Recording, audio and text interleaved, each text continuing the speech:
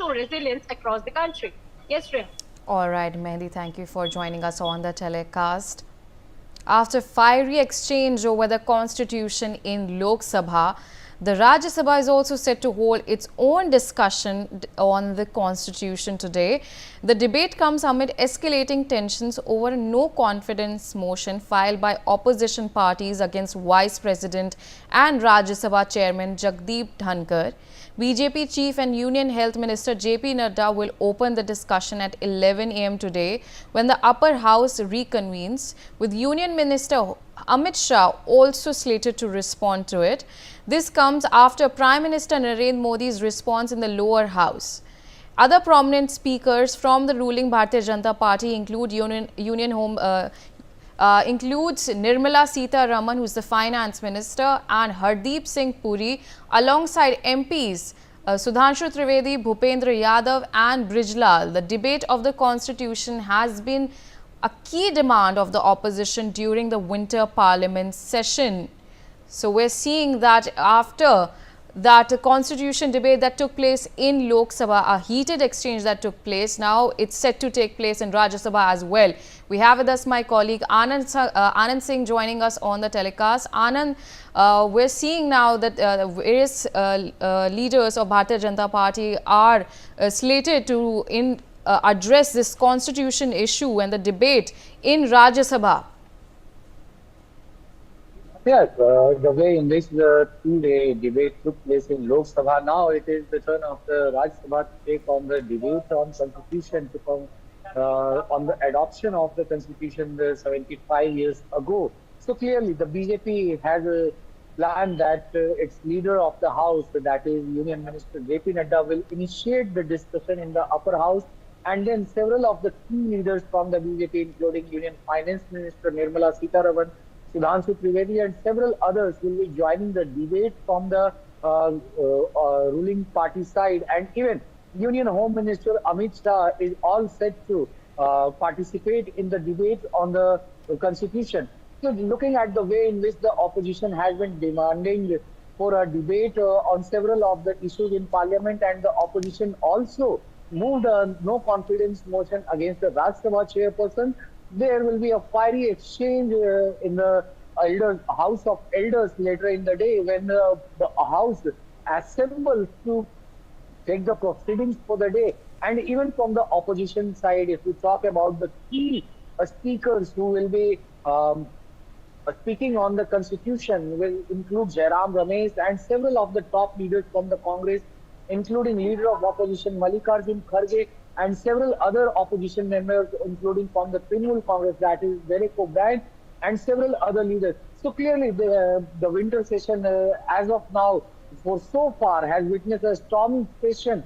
So clearly, there will be a fiery exchange between the opposition and the ruling party leaders, as we have seen in the Lok Sabha, that even when Prime Minister Narendra Modi participated in the debate on constitution, Rahul Gandhi and Priyanka Gandhi Vadra were the key speakers from the Congress.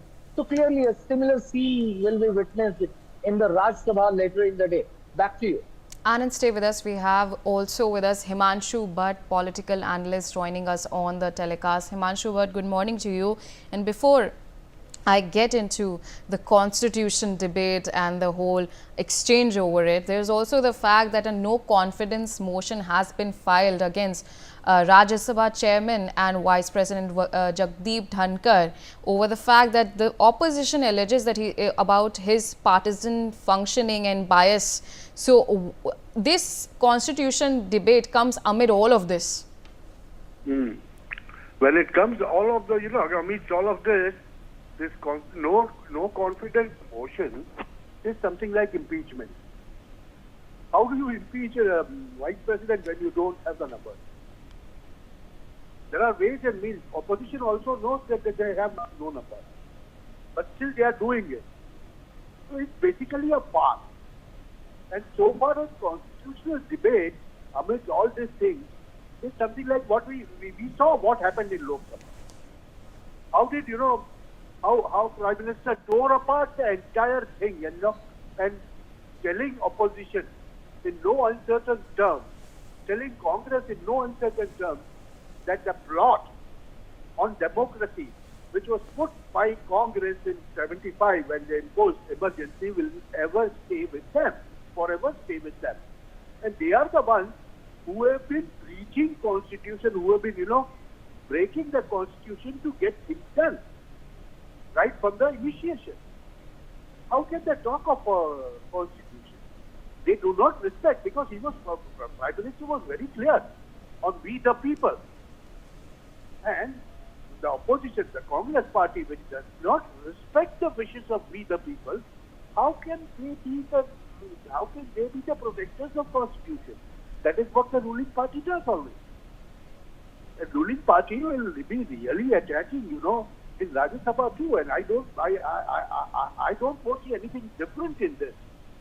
That Amit Shah or maybe Sudhanshu Trivedi comes up with some huge things, to actually tell Congress that we have started this, but we will end this, and we will end this by shaming you and naming.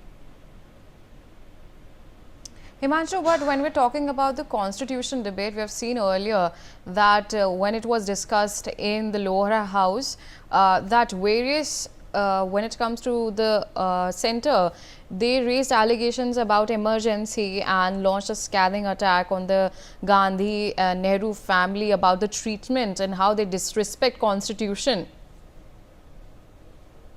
Actually, when Prime Minister, when he speaks in front of the House, you have to believe it. See, the things which were discussed in the private circles have now come out in the open in the Parliament. When Prime Minister very clearly says that there was not an elected government in first 5 years of independence. And still, they come out and, Pandit Nehru comes out and does certain things with the Constitution. Well, it reflects so many things. Similarly, when he talks about, imposition of emergency and not respecting the judicial process, that also says so many things.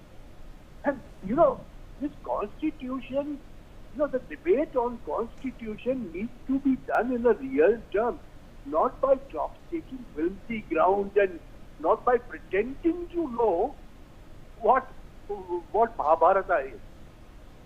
The examples given by the leader of opposition of Eklavya and things like that. We should better learn in Bharatiya history.